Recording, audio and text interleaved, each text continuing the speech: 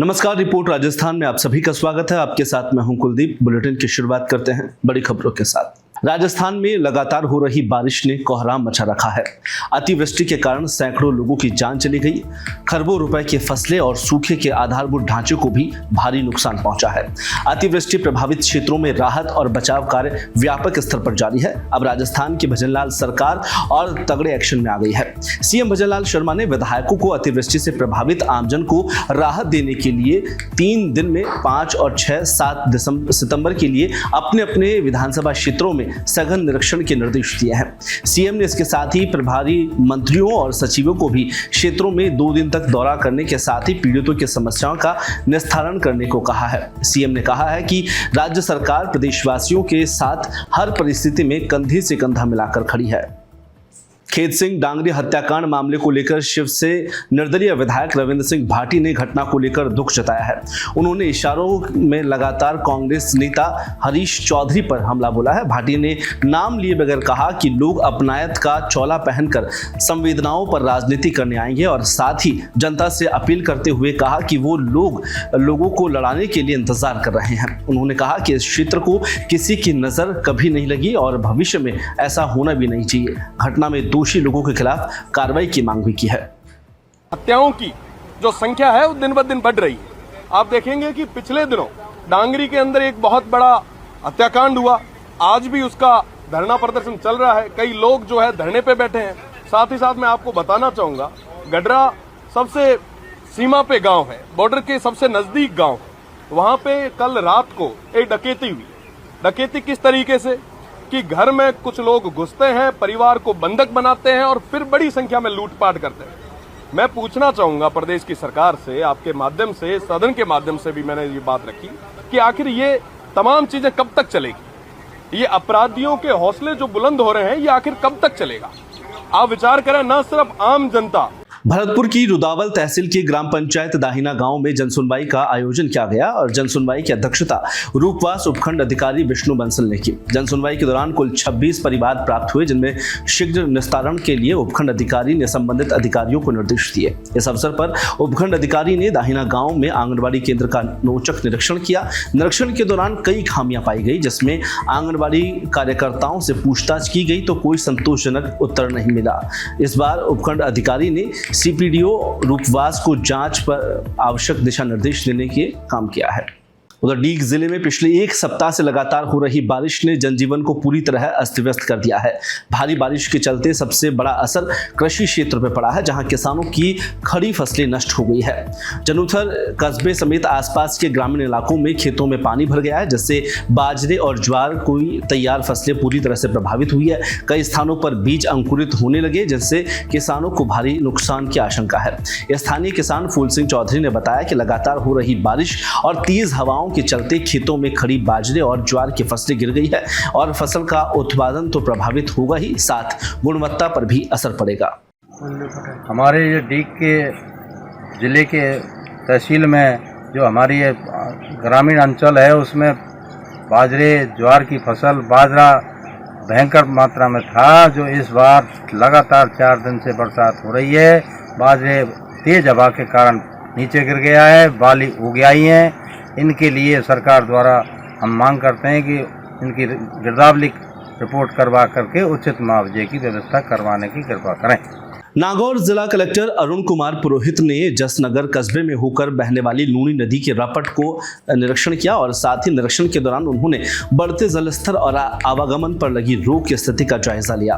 इस दौरान स्थानीय ग्रामीणों ने शिकायत की बरसात के मौसम में यह रपट बार बार जलमग्न हो जाती है, जिससे छात्रों, मरीजों और आमजन को कई किलोमीटर लंबा चक्कर लगाना पड़ता है। ग्रामीणों ने इस समस्या के स्थायी समाधान के रूप में स्थायी पुल निर्माण की मांग रखी है।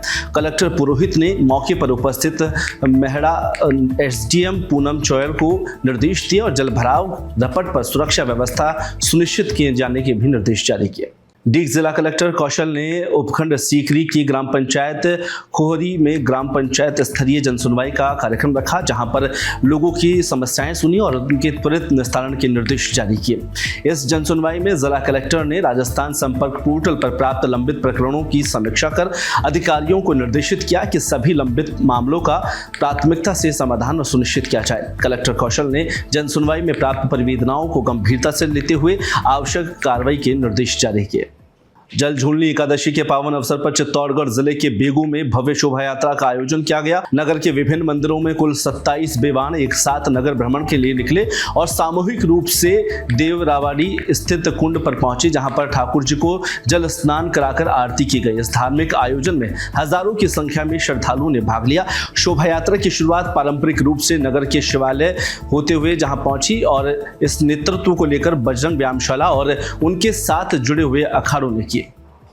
डीग जिले की कुम्हेर पंचायत समिति के अंतर्गत ग्राम पंचायत पिचुमर स्थित राजीव गांधी सेवा केंद्र जहांगीरपुर में रात्रि चौपाल का आयोजन किया गया। कार्यक्रम की अध्यक्षता जिला कलेक्टर ने की और चौपाल में अतिरिक्त मुख्य कार्यकारी अधिकारी मोहन सिंह और उपखंड अधिकारी श्रेष्ठा और बीडीओ के साथ कई विभागों के अधिकारी मौजूद रहे। इस अवसर पर जिला कलेक्टर ने ग्रामीणों से सीधा संवाद कर उनके समस्याओं और राज्य सरकार की योजनाओं पर फीडबैक प्राप्त किया। चौपाल के दौरान ग्रामीणों ने सार्वजनिक निर्माण विभाग, चंबल परियोजना, शिक्षा विभाग, जलदाय विभाग और विद्युत विभाग से जुड़ी समस्याओं को विस्तार से जाना। चित्तौड़गढ़ जिले में सुबह से मध्यम दर्जे की बारिश का दौर लगातार जारी है, जिससे किसानों और आमजन को काफी राहत महसूस हुई है। रुक रुक कर हो रही बरसात के चलते तापमान में गिरावट दर्ज की गई है। बारिश के चलते जिले में छोटे बड़े और प्रमुख बांधों में पानी की आवक लगातार बनी हुई है, जिससे जल संग्रहण में सुधार देखा गया है और सिंचाई पेयजल संकट भी झेल रहे क्षेत्रों में भी वर्षा संजीवनी साबित हो रही है। मौसम विभाग ने आगामी 24 घंटे के लिए जिले में मध्यम से भारी वर्षा का अलर्ट जारी किया है, जहां पर लोगों से अपील की गई है कि वे सावधानी बरतें और अनावश्यक रूप से बाहर न निकले। कि समस्त अंदरूनी गलियों का और जितनी भी व्यवस्था है उसके संबंध में मेरे और जिलाधीश महोदय के साथ में समस्त पदाधिकारी शहर के और प्रशासनिक अधिकारियों के साथ में हमने एक दौरा किया। इस दौरे में हमने उन बारीकियों को देखने की कोशिश की कि कहाँ पर किस तरीके से जुलूस एकत्रित होगा, मूव करेगा और आगे बढ़ेगा। साथ ही साथ हमने वो प्रशासनिक व्यवस्थाओं के बारे में भी जायज़ा लेने का कोशिश की है, जिसमें न केवल विद्युत विभाग व अन्य लाइन डिपार्टमेंट्स कैसे उस समय की उस जुलूस की व्यवस्थाओं को ठीक करेंगे। मेरा शहर वासियों से और समस्त ज़िले के वासियों से एक आग्रह रहेगा, एक अपील रहेगी कि वो बहुत ही मर्यादित और बहुत ही संयमित तौर से इन त्योहारों का आनंद लें। इस उल्लास के साथ अपने सभी प्रकार के धार्मिक आयोजनों को करें, जिसमें न केवल मर्यादित स्वर रहे और समाज में एक अच्छा संदेश जाए। देखिए, अभी जैसा एसपी साहब ने बताया, निर्देश यही है कि प्रशासन जो है, पुलिस प्रशासन वो पूरा यहाँ ग्राउंड पे उतरा है देखने के लिए कि मौके पे इंतज़ाम जो है वो सब माकूल है। विशेष रूप से बैक टू बैक जुलूस है और साथ में मौसम थोड़ा ऐसा हो रहा है। हमने देखा कई बार जब मौसम में बहुत उमस रहती है और जब हाइट बहुत ज़्यादा होती है जुलूस में, कोई उपकरण अगर लोहे के या स्टील के हैं तो कई बार ऐसा है कि वो बिजली को आकर्षित कर लेते हैं, यद्यपि तार की ऊंचाई ज़्यादा है तो इसलिए एक विशेष रूप से ये आपके माध्यम से पुनः अपील भी है नगर निगम, नगर परिषद से लेकर के जो यहाँ जिला प्रशासन के अधिकारी, उनको भी ये निर्देश दिया गया है कि वो जुलूस के साथ साथ चलते हुए ये देख लें, फिर भी यदि कोई ऐसी व्यवस्था उनको करनी है तो वो मौके का हिसाब से निर्णय ले लें, ताकि जो भी त्यौहार का समय आ रहा है, न केवल अभी बल्कि आगे भी लगातार हम त्यौहार आ जाएंगे और ये त्यौहार जो है वो सभी हर्षोल्लास से मनाएं, यही अपील है। और इसमें व्यवस्थाएं बनी रहें। अभी बरसात हो रही है, बरसात जब खत्म होगी तो जगह जगह जहाँ छोटे खड्डे हो गए हैं उनके लिए नगर परिषद को यूआईटी के मार्फत रिपेयर वर्क कराएंगे और जहाँ जहाँ तार अभी ऐसा कहीं लगा है तो उसके लिए भी निर्देश दे दिए ताकि उनकी ऊंचाई जो है वो माकूल कर दें। डीग जिले में चोरी की वारदात थमने का नाम नहीं ले रही है। आए दिन बदमाश दुकानों के ताले काटकर चोरी की वारदातों को अंजाम देकर फरार हो रहे हैं, लेकिन पुलिस अब तक इस पर अंकुश लगाने में नाकामयाब साबित हुई है। ताजा मामला कस्बे के मुख्य बाजार स्थित घंटाघर के पास का है, जहां पर शहर कोतवाली से महज 300 मीटर की दूरी पर बीती रात चोरों ने एक किराना स्टोर को निशाना बनाया। बदमाशों ने दुकान का ताला तोड़कर लाखों रुपए का सामान चुरा लिया और मौके से फरार हो गए।